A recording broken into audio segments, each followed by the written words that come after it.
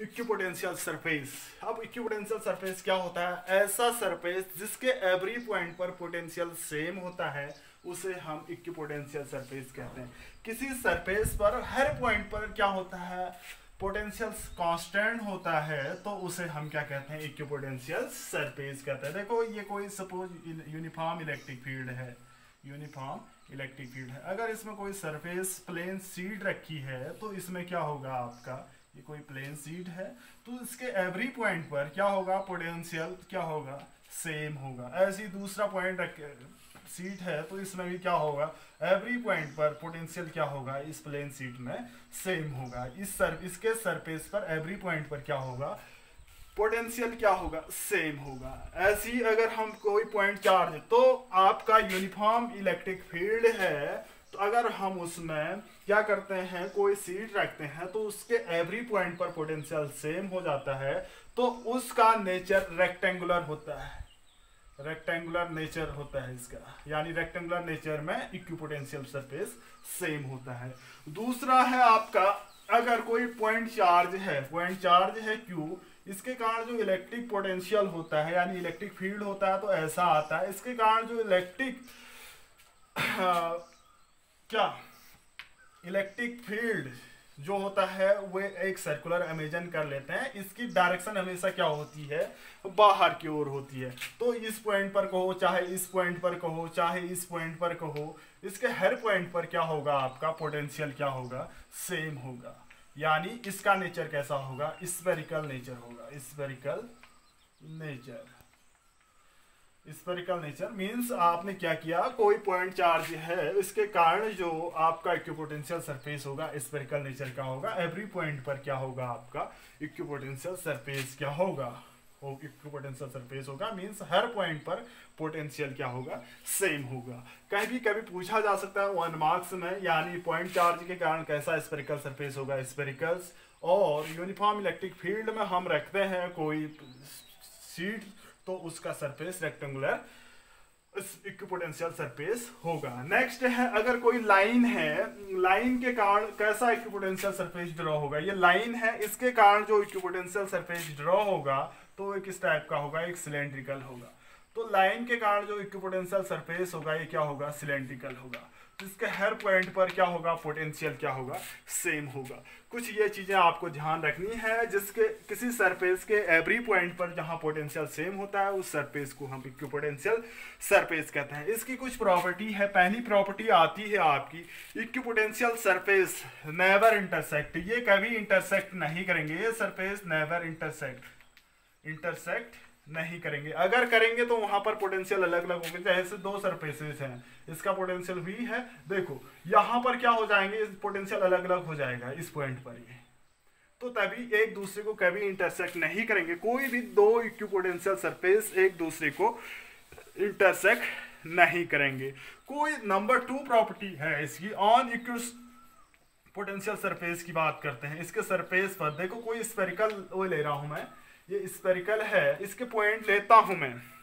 इसके पॉइंट एक ये है A पॉइंट, एक ये है B। जैसे हमारे फुटबॉल है, वॉलीबॉल है या कोई स्पेयर है, तो यहां से यहां तक आने में कितना वर्क डन करना पड़ेगा?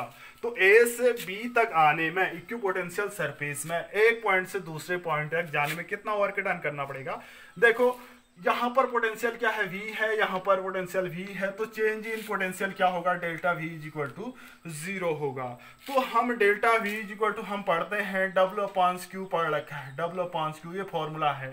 तो ये 0 है, तो 0 is equal to W/Q, this implies that W equal to 0। तो इक्विपोटेंशियल सरफेस में ये प्रूव भी हो चुका है, इक्विपोटेंशियल सरफेस में कोई वर्क डन नहीं होता, यानी वर्क डन 0 होता है। ऑन इक्विपोटेंशियल सरफेस में वर्क डन इज 0। ये 2 पॉइंट है। पहला पॉइंट है equipotential surfaces are never intersect.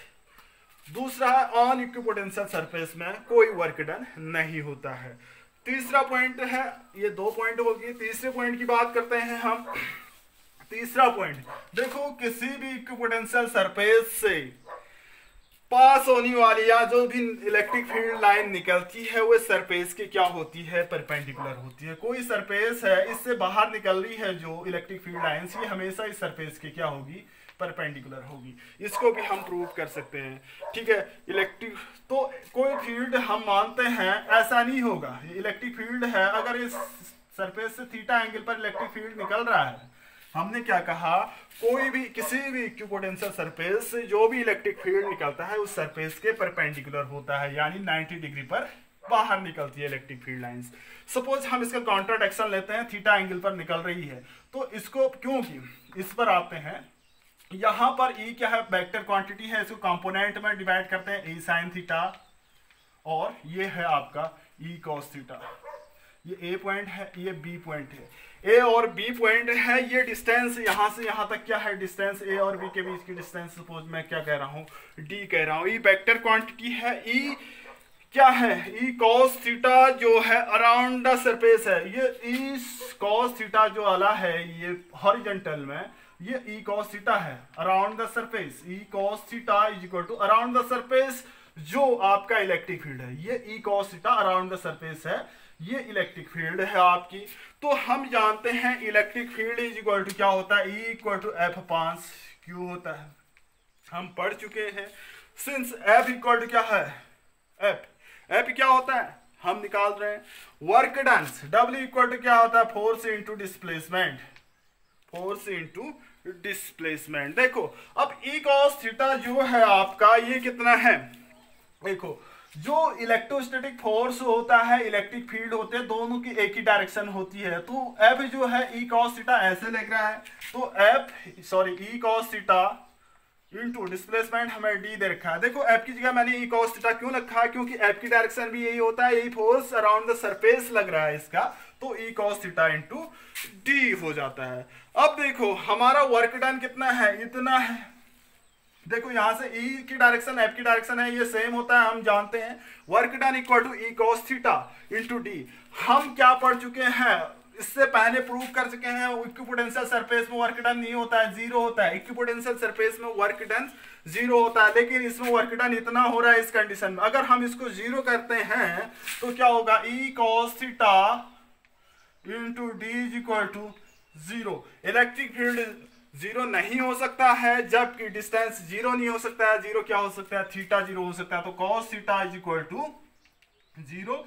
तो कॉस किसकी वैल्यू होती है, zero, theta equal to 90 degree. यहां से क्या कंक्लूजन निकला, किसी इक्विपोटेंशियल सरफेस से जो भी इलेक्ट्रिक फील्ड लाइंस निकलती है हमेशा 90 डिग्री पर निकलती है, यानी उस सरफेस के परपेंडिकुलर ही इलेक्ट्रिक फील्ड लाइन निकलती है। कहां से, किसी इक्विपोटेंशियल सरफेस में, उसमें कोई वर्क डन नहीं होता है। पहला पॉइंट, और रिपीट कर रहा हूं, पहला पॉइंट है दो इक्विपोटेंशियल सरफेस एक दूसरे को इंटरसेक्ट नहीं करते हैं।